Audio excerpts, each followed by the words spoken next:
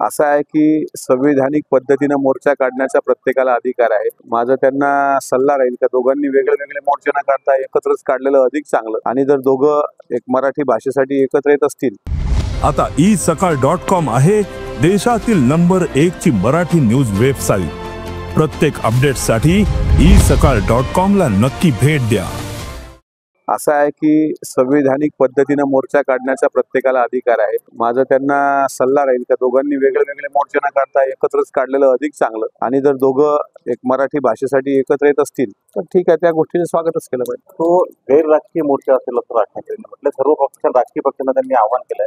तुमच्या पक्षाची काय भूमिका असेल त्यामध्ये? नाही, तुम्ही गैर राजकीय म्हणून बघता, आम्हाला राजकीय म्हणून बघता, तो प्रश्न आहे। पण एक मराठी भाषिक म्हणून, एक मराठी जनाचा स्वाभिमान हे जे काही आपण बोलतो, तर निश्चितच आम्ही जर तिथे असलो तर आम्ही पण त्या मोर्चात सहभागी होण्याचा प्रयत्न करू। मराठीच्या मुद्द्यावरून सरकार आपली बाजू मांडण्यात कमी पडलं असं वाटतं का? कारण तो मुद्दा फार बिघडत चाललाय। असं आहे की स्वतः जर तो GR वाचला तर असं काही मराठी भाषेवर म्हणजे मराठी भाषेवर अन्याय होईल असं तर काही नाही। अनिवार्य भाषा हिंदी भाषा ऐच्छिक विषय, इतर भाषा 20 विद्यार्थ्यांनी जर इतर भाषेची मागणी केली तर ती भाषा त्या पद्धतीनं शिकवल्या जाईल असा तो GR आहे।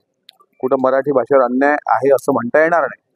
पण तुर्तास तरी महाराष्ट्राचा एकंदरीत मराठी मनाचा कल पाहता प्रत्येक शाळेत मराठी भाषा अनिवार्य असली पाहिजे। स्वतः दादाजी भुसे हे कट्टर शिवसैनिक आहेत, तेच शालेय शिक्षण मंत्री आहेत, त्यांना पण मराठी भाषेची अस्मिता आणि मराठी भाषेचं महत्त्व माहीत आहे।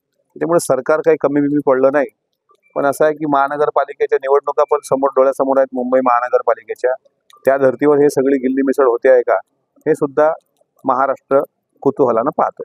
एक शेवटचा प्रश्न, जर मराठीच्या मुद्द्यावर गैरराजकीय एखादं आंदोलन उभं राहत असेल तर महाराष्ट्रातल्या सर्व म्हणजे सत्ताधारी पक्षांनी विरोधकांनी एकत्र येऊन त्या मुद्द्यावर मोर्चा असो किंवा एकत्र येऊन चर्चा केली पाहिजे असं वाटतं। मी त्या मताचा आहे की जर मराठीच्या मुद्द्यावर सर्वांना एकत्र करून एखादी बैठक लावता येत असेल, एखादा आणखी काही मोर्चा म्हणजे संविधानिक पद्धतीनं, तर आम्ही सगळे सहभागी होणं ते महाराष्ट्राची इच्छाच आहे। जर गुजराती भाषेकरता सर्व गुजरात प्रांत एकत्र येऊ शकतो तर मराठी भाषेकरता महाराष्ट्र प्रांत पण एकवटला पाहिजे। महाराष्ट्रातील सर्व बातम्यांचे विश्वासार्ह व्यासपीठ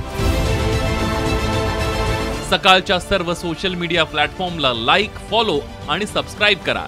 तसंच सर्व नोटिफिकेशनसाठी बेल आयकॉन प्रेस करायला विसरू नका।